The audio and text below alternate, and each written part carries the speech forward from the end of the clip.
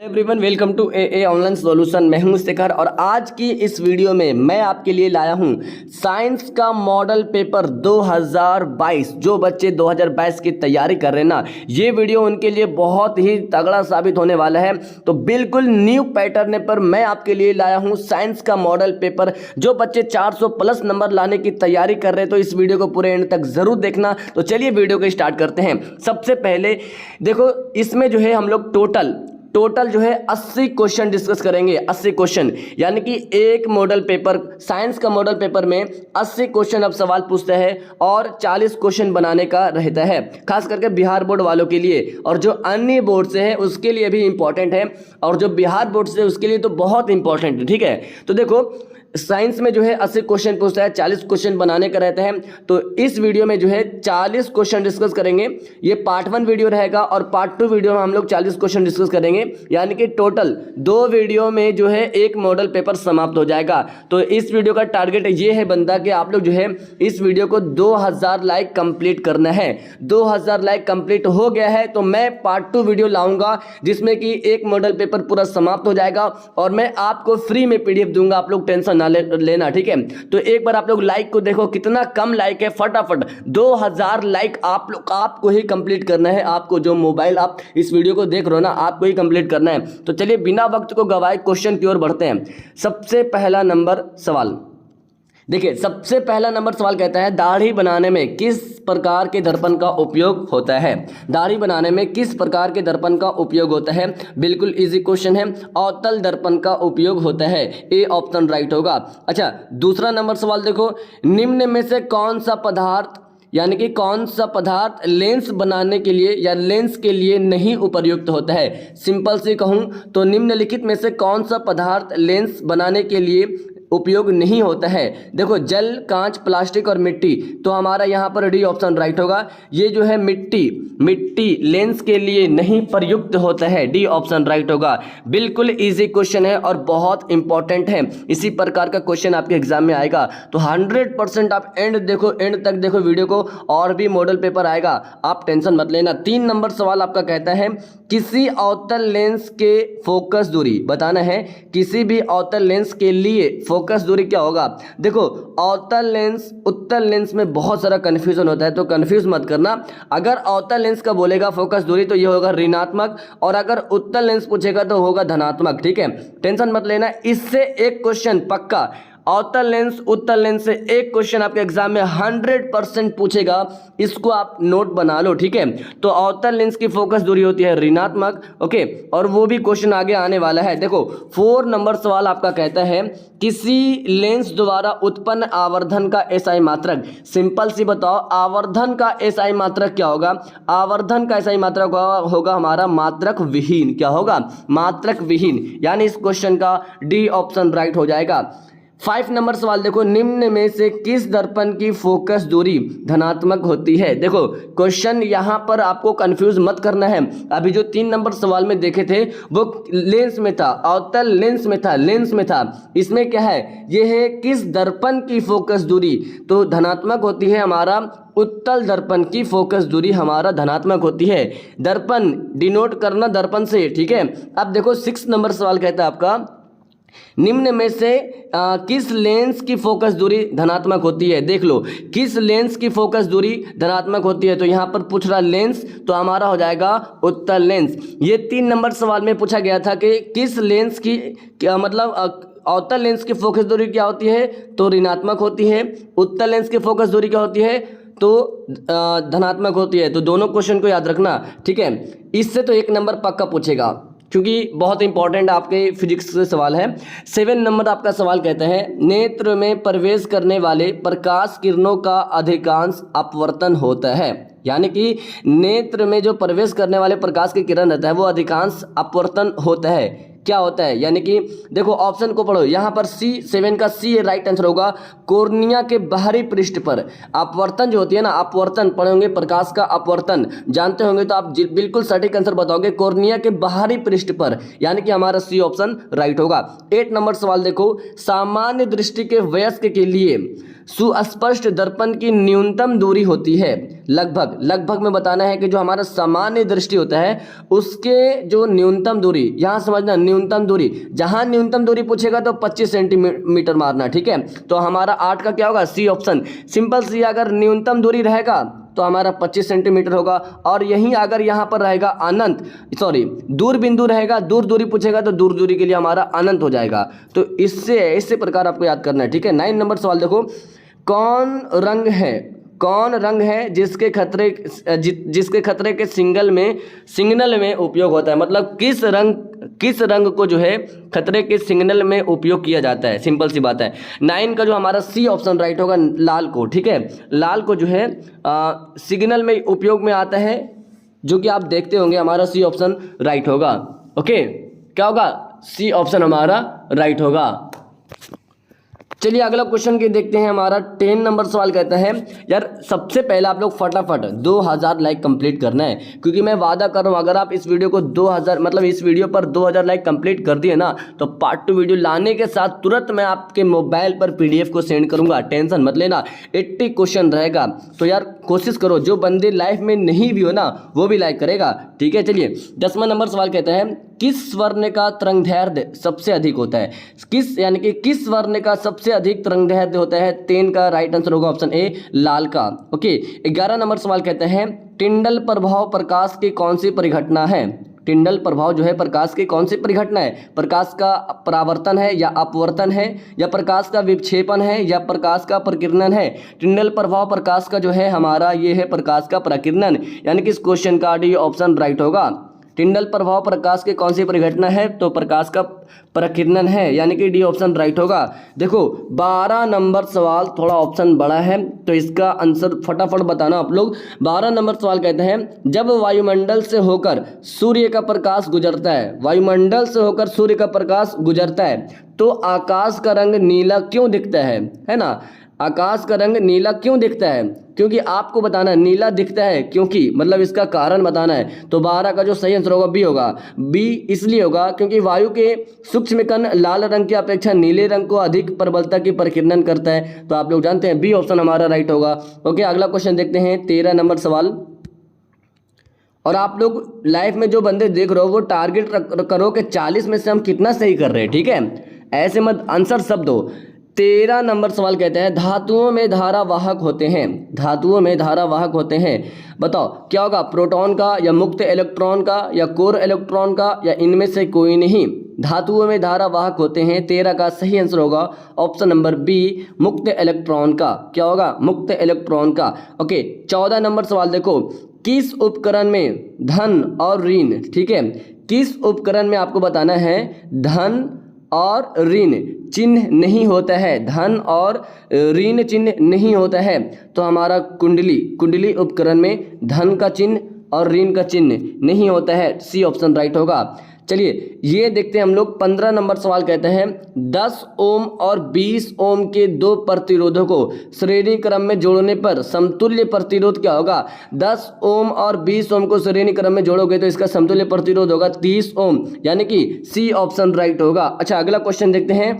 16 number सवाल कहते हैं, समांतर क्रम में संयोजित प्रतिरोधों की संख्या घटने के उपरांत संयोजित प्रतिरोधों का कुल प्रतिरोध क्या होगा? देखो अच्छे से समझना, समांतर क्रम में जो संयोजित प्रतिरोध होता है उसकी संख्या घटने के उपरांत में संयोजित प्रतिरोधों की कुल संख्या क्या होगा, ठीक है, यानी कि उसका कुल प्रतिरोध क्या होगा? 16 का ए ऑप्शन बढ़ता है, ठीक है। क्या होगा? उसका कुल प्रतिरोध जो है बढ़ता है, यानी कि इस क्वेश्चन का ए ऑप्शन राइट होगा। ओके, अगला क्वेश्चन देखो। 17 नंबर सवाल कहता है, किसी विद्युत बल्ब का अनुमतांक 20 वोल्ट और 120 वाट है, तो जब उसे 110 वोल्ट पर प्रचलित करेंगे, है ना, तब इसके द्वारा जो उपभुक्त शक्ति होगा वो कितनी होगा? समझो 20 वोल्ट और 120 वाट है, इसके द्वारा जो उपभुक्त शक्ति होगा वो कितनी होगा? 17 का सही आंसर होगा सी, 60 वोल्ट। क्या होगा? 7 वोल्ट। याद रखना, हमारा सही आंसर होगा option number C. Okay 18 number सवाल देखो, दो चालक तार जिसके पदार्थ जो है लंबाई व्यास समान है, लंबाई और व्यास समान है, ठीक है, और किसी विद्युत परिपथ में पहली श्रेणी क्रम में और फिर पार्श्व में संयोजन में उत्पन्न प्रतिरोधों का अनुपात क्या होगा।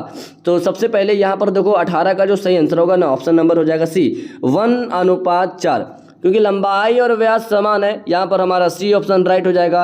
अच्छा ये देखो 19 नंबर सवाल कहता है, फ्लेमिंग के वामहस्त नियम में अंगूठा किसकी दिशा की ओर संकेत करता है। जो फ्लेमिंग के जो वामहस्त के नियम में जो अंगूठा रहता है ना, अंगूठा वो किस दिशा को संकेत करता है, धारा को, चुंबकीय क्षेत्र को, या बल को, या इनमें से कोई नहीं। 19 का राइट आंसर होगा ऑप्शन सी।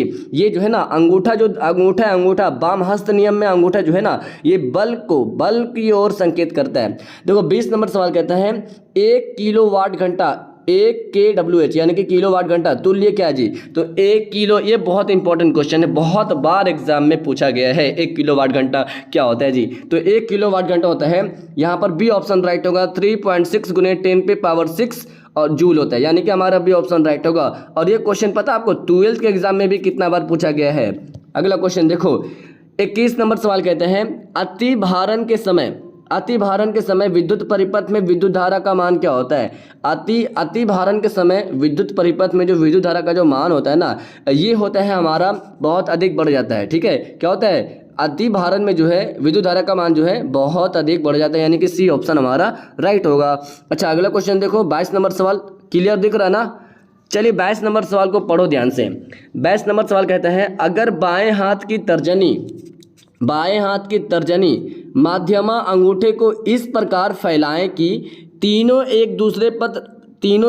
जो है ना एक दूसरे पर लंबवत हो तथा तर्जनी चुंबक क्षेत्र की दिशा को और माध्यमा चालक प्रवाहित विद्युत धारा की दिशा को और इंगित करे तो अंगूठा क्या होगा।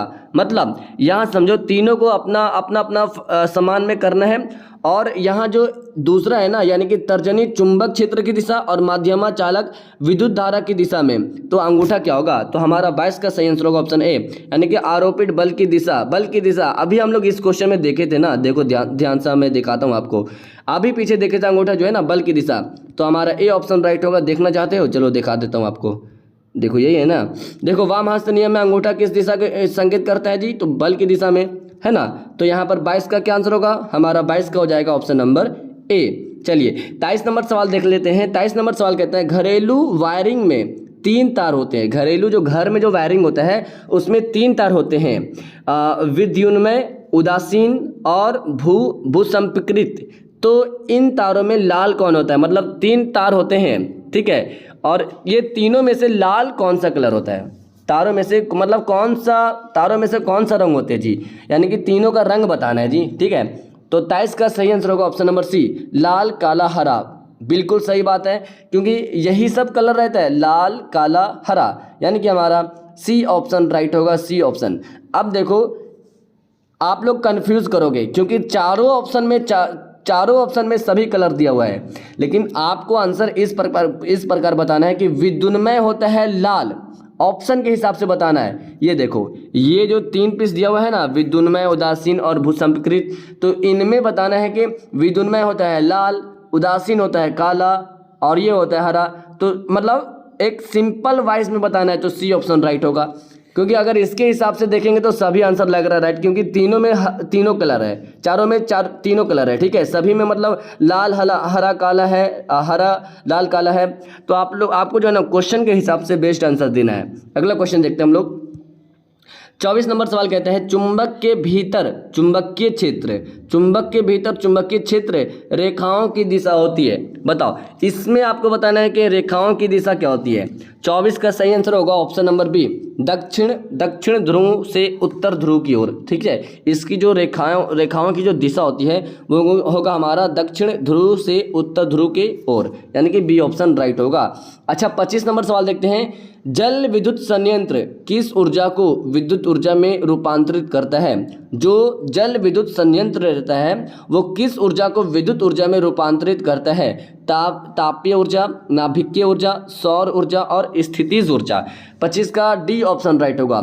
स्थितिज ऊर्जा क्या होगा? स्थितिज ऊर्जा, यानी कि हमारा डी ऑप्शन राइट होगा। ओके, 26 नंबर सवाल देखते हैं। नरौरा नाभिकीय विद्युत संयंत्र नरौरा नाभिकीय विद्युत संयंत्र किस राज्य में स्थित है? ये बताना है किस राज्य में। राजस्थान, महाराष्ट्र, उत्तर प्रदेश और गुजरात। नरौरा नाभिकीय विद्युत संयंत्र ये है हमारा उत्तर प्रदेश में स्थित है। कहाँ है? उत्तर प्रदेश में। अच्छा 1 मिनट, 25 का आंसर मैं क्या बताया?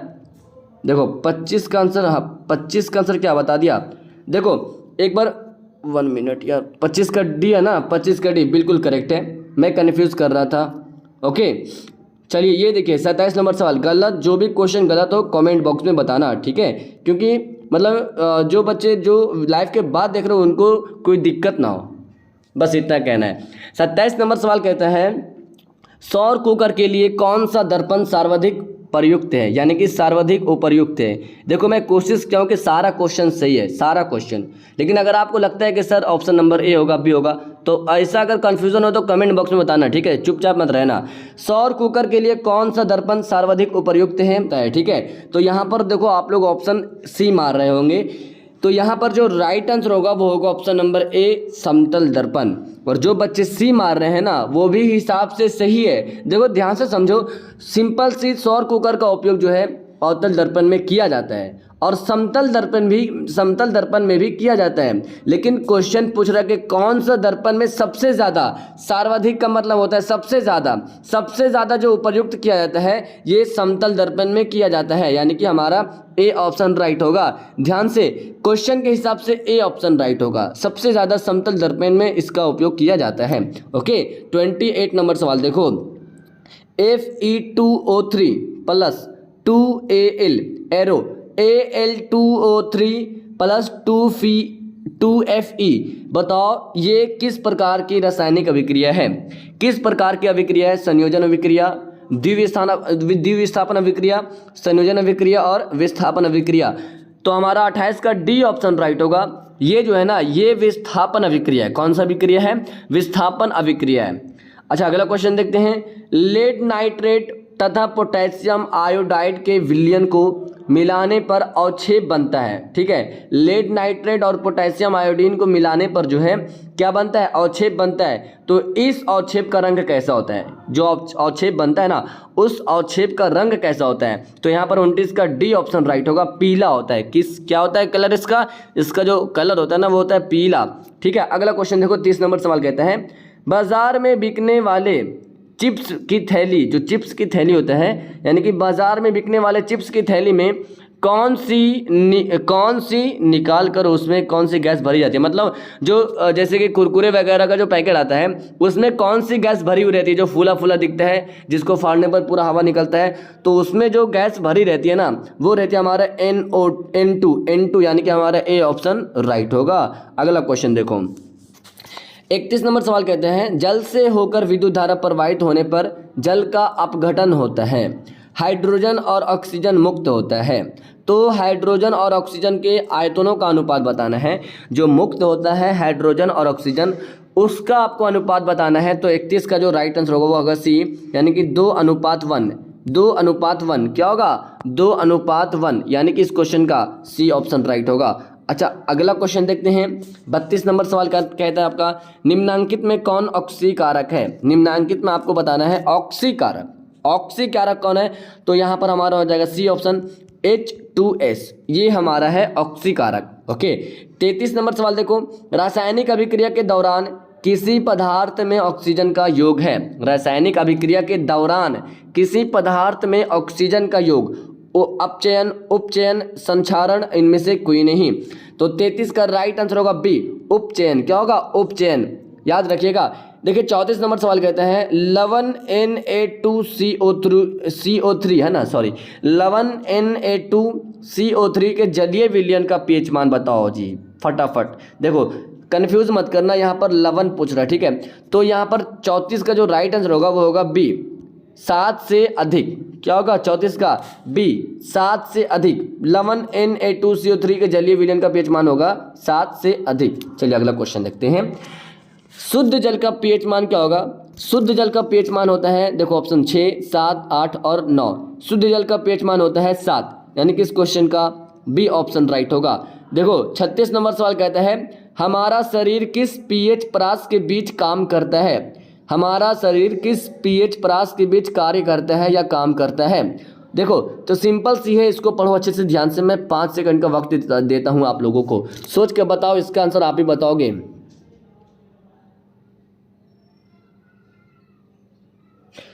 तो आपका यहाँ पर समय समाप्त होता है समय, क्योंकि बहुत इजी क्वेश्चन है। हमारा शरीर जो है ना वो किस पीएच परास के बीच काम करता है, तो हमारा 36 का डी ऑप्शन राइट होगा, यानी कि 7.0 से लेकर के 7.8 तक इसी परास के बीच काम करता है हमारा शरीर। ठीक है, कंफ्यूज मत करना, बहुत इंपॉर्टेंट क्वेश्चन है जी। अगला क्वेश्चन देखिए, 37 नंबर सवाल कहता है कठोर जल को कठोर जल को जो है मृदु बनाने के लिए सोडियम के किस यौगिक का उपयोग किया जाता है? एक होता है ना मृदु जल, यानी कि कठोर जल को मृदु बनाएंगे, गंदा बनाएंगे, तो किस सोडियम का उपयोग करेंगे हम लोग? तो यहाँ पर हो जाएगा हमारा 37 का सही आंसर हो जाएगा हमारा ऑप्शन नंबर बी Na2CO3 है ना, बी ऑप्शन राइट होगा। 38 नंबर सवाल देखो, निम्नलिखित में से कौन सही है? ये देखो चारों ऑप्शन में देखो ध्यान से कौन सही है। अब आपको सोचना पड़ेगा, टाइम बहुत लगेगा, आपको सही चुनना है जी। तो मैं बता देता हूँ करेक्ट आंसर 38 का सिंपली से करेक्ट आंसर होगा बी ऑप्शन, क्योंकि आपको समझ में आ रहा है Na2CO3 × 10:2 ये आप याद किए हो। ठीक है, यहाँ पर बी ऑप्शन राइट होगा, क्योंकि ये हमारा सही है, तो बी ऑप्शन हमारा राइट होगा। ठीक है, अच्छा आप बता देना Na2CO3 इसका रासायनिक नाम क्या है जी, फटाफट बताना। ठीक है, देखो 39 नंबर सवाल कहता है बेकिंग सोडा का रासायनिक सूत्र बताओ। देखो बेकिंग सोडा का रासायनिक सूत्र बहुत इजी है। बेकिंग सोडा का रासायनिक सूत्र होता है NaHCO3। क्या बात है, ए ऑप्शन राइट होगा, ए ऑप्शन NaHCO3 ये बेकिंग सोडा का रासायनिक सूत्र होता है। अब देखते हैं 40 नंबर सवाल, निम्न में से कौन सा धातु है, कौन सा उप धातु है ना, जिंक, ZnCa, Ge और C, बताओ इसमें जो उप धातु होगा वो होगा हमारा Ge, यानी कि हमारा सी ऑप्शन राइट होगा, सी ऑप्शन। तो बताओ आप लोग, ये हमारा वीडियो नंबर 1 था। पहले मैं थोड़ा देखो इसके नीचे पूरा आंसर दिया हुआ है और मैं आपको दिखाना चाहूँगा, इसमें टोटल है 80 क्वेश्चन। और बड़ा करता हूँ, लो देखो ध्यान से, इसमें टोटल है 80 क्वेश्चन और हम अभी 40 क्वेश्चन तक पहुँचे हैं और 41 से लेकर के 80 तक अभी बहुत बाकी है। ठीक है, यानी कि 40 क्वेश्चन और बाकी है। पार्ट 2 वीडियो आप लोग चाहते हो या नहीं कमेंट बॉक्स में लिखना। और हाँ, अगर आप चाहते हो तो प्लीज़ यार कोशिश करो कि इस वीडियो का टारगेट जो है ना 2000 लाइक का फटाफट कंप्लीट कर दो आप लोग। मैं बहुत खुश होऊंगा और मैं खुश होने के साथ साथ दूसरा वीडियो लाने के साथ साथ मैं आपको फ्री में पीडीएफ दूंगा, टेंशन मत लेना। दूसरा वीडियो जैसे ही आएगा, दूसरा पीडीएफ यानी कि जो मॉडल पेपर होगा उसका मैं पीडीएफ बिल्कुल फ्री में दूंगा। तो देखता हूँ कितने दिन के अंदर मैं आप लोग 2K लाइक को कंप्लीट करता हूँ। ओके एवरीवन, मैं आपसे मिलता हूँ नेक्स्ट वीडियो में। जब तक अपना ख्याल रखिएगा और अपने सेहत को ख्याल रखिएगा। मैं मिलता हूँ आपसे नेक्स्ट वीडियो में। That's all, thank you, bye bye.